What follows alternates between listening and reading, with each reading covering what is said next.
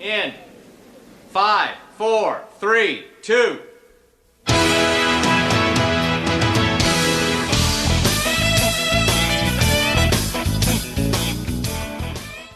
Any list of the greatest TV comedies ever made is bound to include mentions of shows like The Office, Curb Your Enthusiasm, and Arrested Development, and rightly so. But the single-camera shooting style, sly self-awareness, and cringe-based comedic sensibility of all three of these iconic shows can be traced back to one key influence, The Larry Sanders Show. This sadly forgotten series marked a watershed moment in the history of the sitcom. The Larry Sanders Show had the same impact on situation comedies that Monty Python's Flying Circus had on sketch shows. In the early 90s, the multi-camera sitcom reigned supreme. Shows like Friends, Seinfeld, Frasier, and Everybody Loves Raymond dominated the ratings with their three-walled sets and live studio audiences. When The Larry Sanders Show premiered in 1992, it went against the grain, not only because it had no laughter track and was shot on handheld cameras, but because it had a flawed protagonist. With all his foibles, insecurities, and regular humiliations, Larry Sanders was a precursor to every fallible comedy character from Larry David to David Brent. Hold me back, because when I'm out there, I am,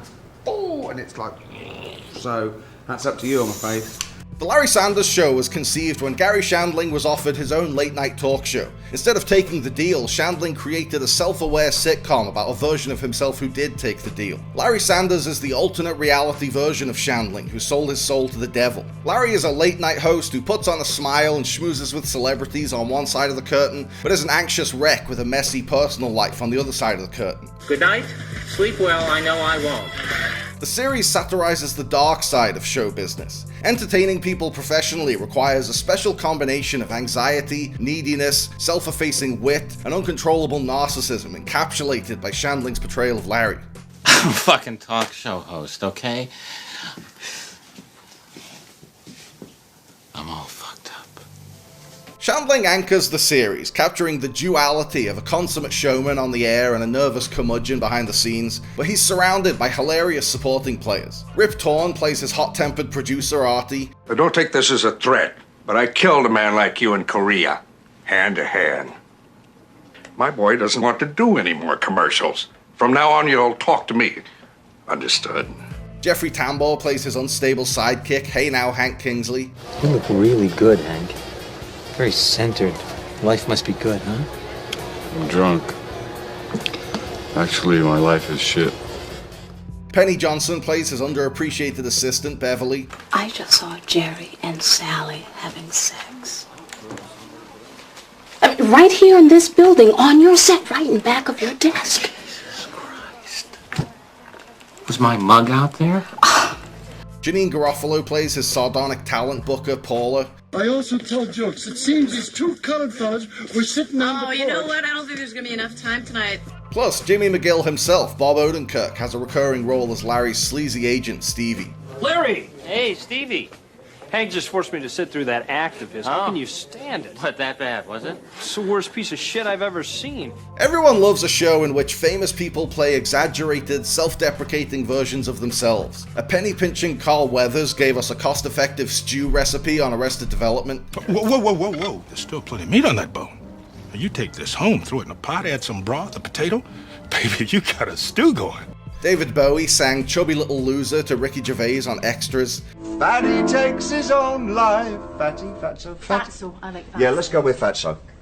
Fatso takes his own life. He blows his bloated face off. Michael J. Fox poked fun at his Parkinson's symptoms on Curb Your Enthusiasm. Oh, thanks. Oh, Jesus Christ! What the hell? Did you shake that up on purpose? Parkinson's. Larry Sanders was the first show to experiment with this trope. The workplace setting of a late-night talk show allowed for a revolving door procession of A-list talent. Such famous faces as Robin Williams, Drew Barrymore, Jeff Goldblum, and Carol Burnett appeared as celebrity guests on Larry's show. I saw your balls. What? I saw your balls.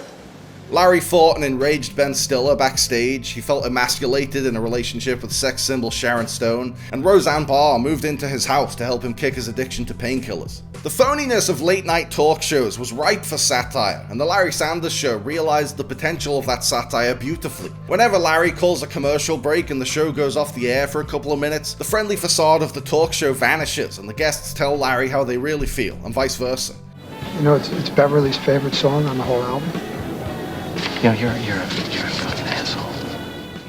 Larry Sanders' meta breakdown of the production process inspired every peek behind the curtain TV show about a TV show, from Extras to 30 Rock to Studio 60 on the Sunset Strip. And not only that, the show also pioneered the workplace walk and talk shooting technique that's often accredited to Aaron Sorkin. Throughout its 6-season run, The Larry Sanders Show legitimized HBO and established its reputation as the home of prestige entertainment. It was a forerunner to shows like The Sopranos and Sex and the City, and later The Wire, Game of Thrones, and Euphoria. Larry Sanders is a classic case of a TV series receiving rave reviews without ever becoming a hit in the ratings. Critics praised the show as a landmark in television history, expertly blurring the line between fiction and reality, but it never reached the wide audience it always deserved. Fortunately, all the right people were watching. From Ricky Gervais to Tina Fey to Armando Iannucci, the biggest names in TV satire have acknowledged the influence of Larry Sanders. Without The Larry Sanders Show, TV comedy might have never gotten out of the rut that it was stuck in. The traditional networks had found a winning formula with multicam sitcoms, and they wouldn't have done anything to shake up that formula if Shandling hadn't brought his unique creation to the airwaves of HBO and made it obsolete.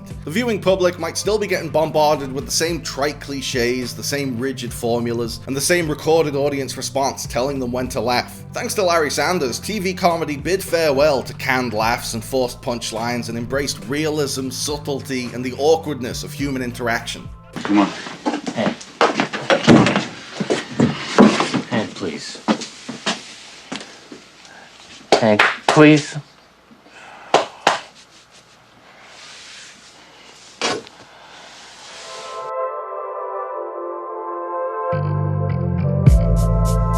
Thanks for watching, guys. I hope you liked the video. Remember to like and subscribe and click on the little bell. And also seize the day and call your mom and be kind to yourself.